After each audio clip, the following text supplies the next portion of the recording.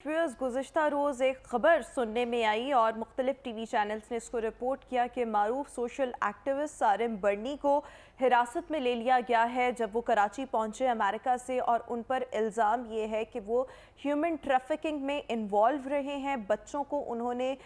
पाकिस्तान से अमेरिका जो है वो एडॉप्शन का कहकर वहाँ पर फ़रोख्त किया है, और एक बच्ची जो है उन्होंने जो लास्ट बच्ची इस हवाले से अमेरिका जो थी वो मुंतकिल की गई, उसको 10 लाख रुपए के एवज़ ख़रीदा। और इस हवाले से FIA का कहना है कि इस बच्ची के वालिदैन का बयान भी कलमबंद कर लिया गया है। अभी मैं कुछ ही देर पहले एक खबर जो थी इस हवाले से अपडेट की आई थी, वो पढ़ रही थी कि सारिम बर्नी साहब ने अपनी गलती को तस्लीम कर लिया है। उनके इस ट्रस्ट में जो है उनकी वाइफ भी बेनिफिशरी हैं और उनको भी आइंदा मराहिल में, इन्वेस्टिगेशन के मराहिल में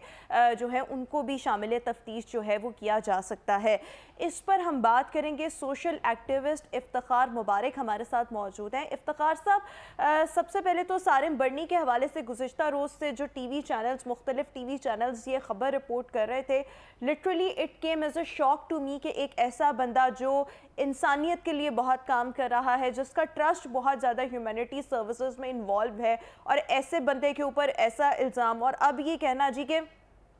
इस खबर का आना कि वो अपने ऊपर लगे हुए इल्ज़ामात को कह रहे हैं, अपनी गलती को तस्लीम कर रहे हैं। सबसे पहले आपकी ओपिनियन इस हवाले से क्या है, और ह्यूमन ट्रैफिकिंग के हवाले से पाकिस्तानी लॉज क्या ऐसे इतने नर्म है कि आप आराम से यहाँ से किसी का बच्चा ख़रीदें और आगे जाकर उसको ज़्यादा पैसों के एवज़ फ़रोख्त करते हैं? जी बहुत शुक्रिया। आपने बहुत ही अहम, हसास और जो तवज्जो तलब इशू है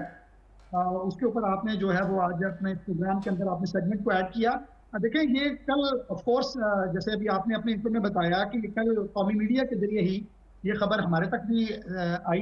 कि मारूफ जो समाजी कारकुन है जनाब सारिम बर्नी साहब, उनको FIA का जो एंटी ह्यूमन ट्रैफिकिंग सेल है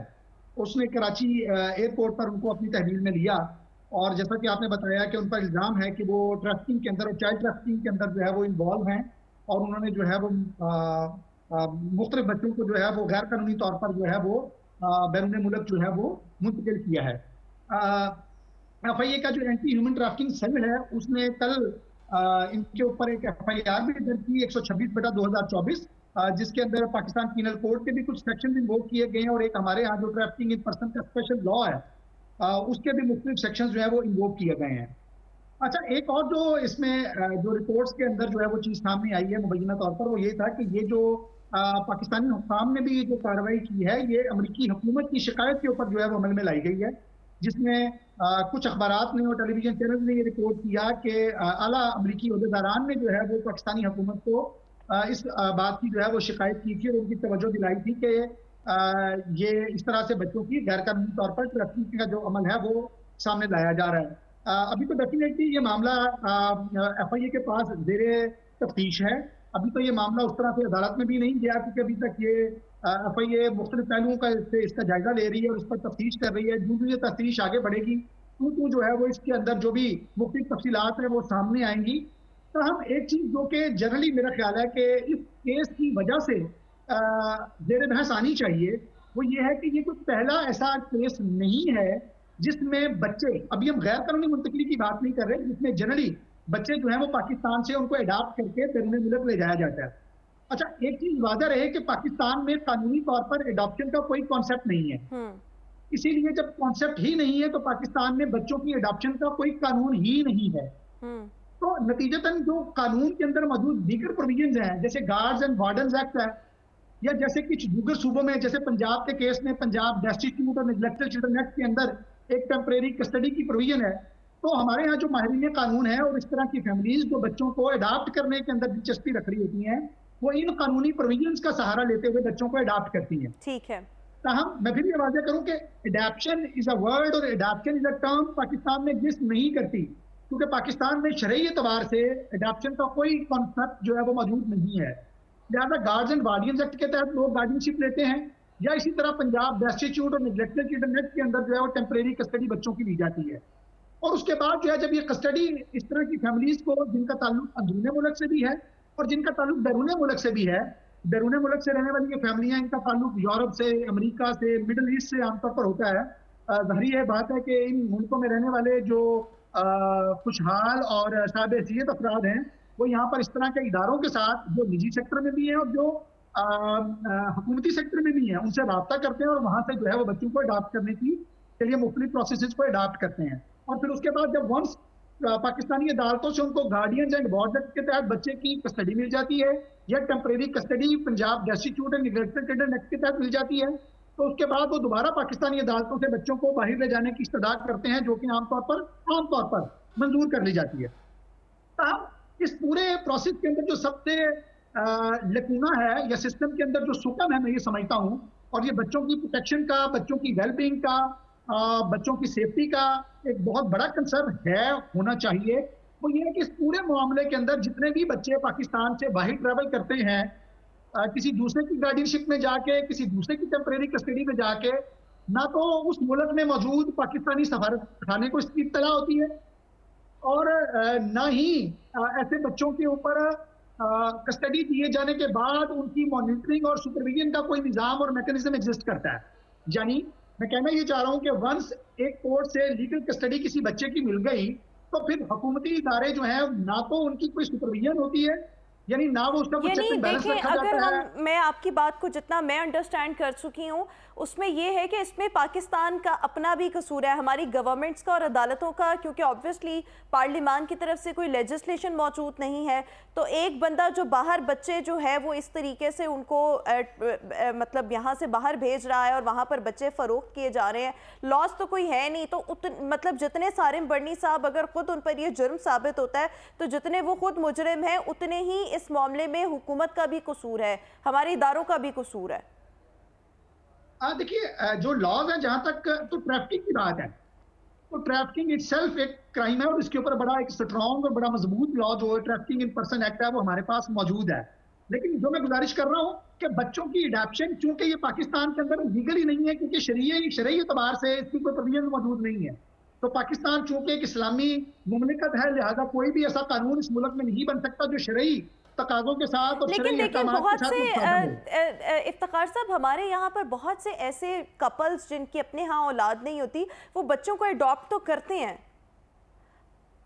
एग्जैक्टली, मैं वही गुजारिश कर रहा हूँ ना जी। अब टेक्निकली तौर पर जैसे मैं और आप इस वक्त एक वर्ड अडॉप्ट का इस्तेमाल कर रहे हैं, तो कानूनी तौर पर जब वो बच्चों को गोद लेते हैं, अपनी तहवील में लेते हैं, तो वो अडॉप्शन नहीं कही जाती। उस पर जैसे मैंने कहा कि उसको कहा जाता है कि ये बच्चा गार्डियनशिप में है, आप इसके गार्डियन वगैरह कर दिए गए हैं, या पंजाब के खास एक लॉ के अंदर आपको हुकूमत ने इस बच्चे की आर्जी कस्टडी दे दी, टेम्परेरी कस्टडी दे दी। जो मौजूदा कवानीन है उनके अंदर भी लफ्ज एडॉप्शन कहीं पर इस्तेमाल होता ही नहीं है,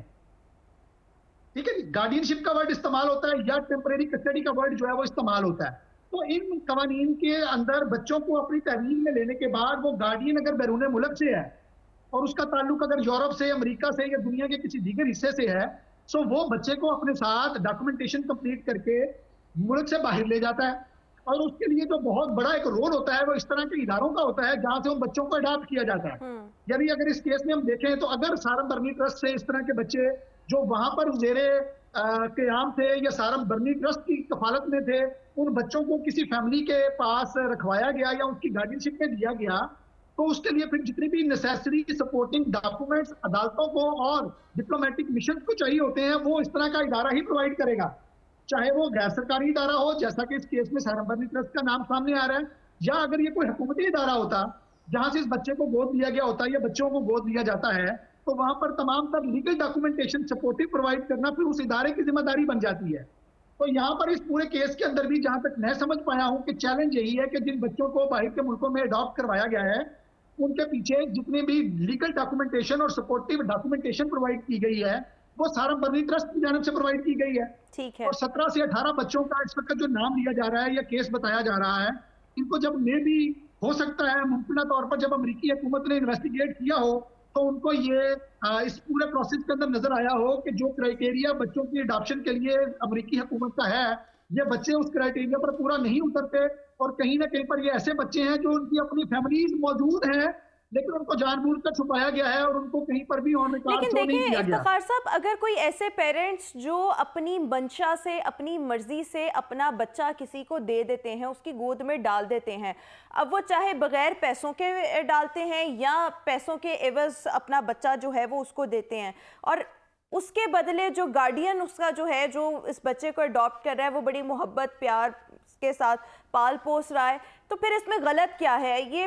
तो बात म्यूचुअल कॉन्सेंट की है ना। एग्जैक्टली जी, ये आपने बात बड़ी इंपॉर्टेंट पॉइंट आइडेंटिफाई किया है कि देखिए, मैंने तो फिर वही गुजारिश की कि पाकिस्तानी कवानीन के अंदर तो बच्चे की गार्डियनशिप का एक कॉन्सेप्ट मौजूद है। पाकिस्तान के कवानीन के अंदर बच्चों की टेम्परेरी कस्टडी का एक कॉन्सेप्ट मौजूद है। अब असल में चैलेंज क्या है? चैलेंज जो आया होगा इस केस के अंदर भी स्पेसिफिकली वो ये है, जिसको बड़ा टेक्निकली समझने की जरूरत है जी, कि कोई भी ऐसा बच्चा जिसके वालिदैन या फैमिली एग्जिस्ट करती है, इसका मतलब यह है कि वो बच्चा अबैंडन्ड नहीं है।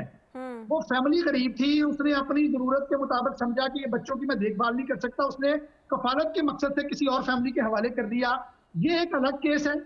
लेकिन ऐसे बच्चों को जब आप गैर मुल्क में भेजते हैं, बिलखसूस अगर आप उनको अमेरिका में भेज रहे हैं, तो अमेरिकी हुकूमत के कवानीन के मुताबिक कोई भी ऐसा बच्चा जिसकी फैमिली मौजूद है वो अबैंडन्ड या डेस्टिट्यूट या निग्लेक्टेड डिक्लेयर नहीं किया जा सकता। ठीक है, उसकी फैमिली कहीं ना कहीं पर मौजूद है। सिर्फ उन बच्चों को डेस्टिट्यूट या निग्लेक्टेड समझा जाएगा जिनकी फैमिली का कोई सिरे से अता पता ही नहीं है। यानी कि ये चीज जो है वो अमेरिकन लॉज पर पूरा नहीं उतरती, इसलिए ये केस जो है वो बनाया जा रहा है। अच्छा, एक और चीज कि आपको क्या लगता है, इस तरह देखें हम मुख्तलिफ ऑर्गेनाइजेशंस या एनजीओज के हवाले से अक्सर सुनते हैं कि वो पैसे खाती हैं, वो एक उन्होंने लोगों को दिखाने के लिए एक एनजीओ बनाई होती है, उसके पीछे जो मामलात हो रहे होते हैं, नोबडी नोज अबाउट देम। अब इस किस्म से ये ह्यूमन ट्रैफिकिंग का या चाइल्ड ट्रैफिकिंग का ये केस सामने आना, आपको क्या लगता है पाकिस्तान का इंटरनेशनल इमेज कितना इससे डैमेज हुआ? क्योंकि जब सुनने में कल से ये खबर चल रही है कि जी बच्चों को यहाँ से वहाँ भेजने और वहाँ फरोख्त करने के इल्ज़ाम में सारिम बर्नी गिरफ्तार हुए हैं, ऑटोमेटिकली आपके जहन में एक बुरा इमेज बनता है किसी भी शख्सियत का। प्रूफ इन चीज़ों ने बाद में होना है, लेकिन पहले ही आप खुद से एक इमेजिनेशन जो है वो क्रिएट कर लेते हैं। तो आपको क्या लगता है सारिम बर्नी, इनके ट्रस्ट का अपना इमेज कितना मुतासर होगा, साख कितनी मुतासर होगी, ये जो कल से खबरें चल रही हैं इसके बाद? अच्छा, बिल्कुल जी, मैं आपके सवाल की तरफ आता हूं, लेकिन पहले जो आपने जैसे फरमाया कि चूंकि ऐसा नहीं है कि ये केस सिर्फ अमेरिकी हुकूमत के तकाजों पर या उनके स्टैंडर्ड्स पर पूरा नहीं उतरता इसलिए बनाया गया है। ये पाकिस्तानी कवानीन की भी खिलाफ वर्जी है कि जहां पर अगर मुबैना तौर पर जिस तरह के जो रिपोर्टिंग सामने आ रही है, अगर फर्ज कर लें अगर ऐसा हुआ हो, तो यहाँ पर इसका मतलब ये है कि मिसरिप्रेजेंटेशन की गई है, फेक डॉक्यूमेंटेशन की गई है, तो ये पाकिस्तानी कवानीन के मुताबिक भी जुर्म है। और जो FIR इंदराज किया गया है वो पाकिस्तान के मुल्की जो हमारे कवानीन है उन्हीं के अंदर किया गया है। ठीक है, डेफिनेटली जब इस तरह का कोई भी केस बैनुल-अक़वामी सतह पर या मुल्की सतह पर रिपोर्ट हुआ है, तो उसके नतीजे में बहरहाल एक मुल्की तशख़्ख़ुस के ऊपर एक हरफ तो आता है। और इस तरह के बहुत सारे केसेस जो कि जेन्युइन अंदाज में कानूनी तकाज़ों को पूरा करने के नतीजे में किए जा रहे होते हैं, बहरहाल उनके ऊपर भी एक सवालिया निशान या उनकी तरफ भी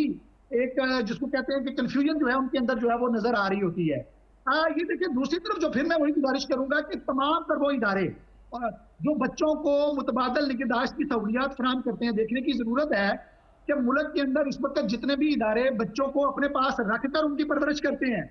जिसको मैं और आप बड़ी कदर की निगाह से देखते हैं और हम हमेशा उनको जो है वो बड़े आला और सुनहरी लफ्जों में याद करते हैं कि ये यतीमों की कफालत कर रहे हैं, ये बेसहारा की कफालत कर रहे हैं, ये अबैंडन्ड बच्चों की कफालत कर रहे हैं, ये ऐसे बच्चों की कफालत कर रहे हैं जिनका दुनिया में खुदा के सिवा कोई सहारा नहीं था। ठीक है, ठीक है। ताहम इस बात की अहमियत से कोई इनकार नहीं है कि ऐसे इदारों के अंदर जहां पर बच्चों को रखा जाता है, बिलखसूस 24/7 रखा जाता है, इनके ऊपर आखिरकार हुकूमती सरपरस्ती के अंदर कोई ना कोई मॉनिटरिंग मैकेनिज्म तो होना चाहिए। बिल्कुल ठीक हो गया, यानी इस तरह के इदारे अगर ये काम हो भी रहा है तो मॉनिटरिंग का मैकेनिज्म जो है वो मौजूद होना चाहिए। बहुत शुक्रिया, इफ्तिखार मुबारक हमारे साथ मौजूद थे। अब जैसे जैसे इन्वेस्टिगेशंस आगे बढ़ेंगी उनमें जो चीज़ें रिवील होंगी तभी जो है हम इस हवाले से हतमी कुछ कह सकते हैं, लेकिन हम इस मामले के हवाले से आपको अपडेटेड जो है वो रखते रहें।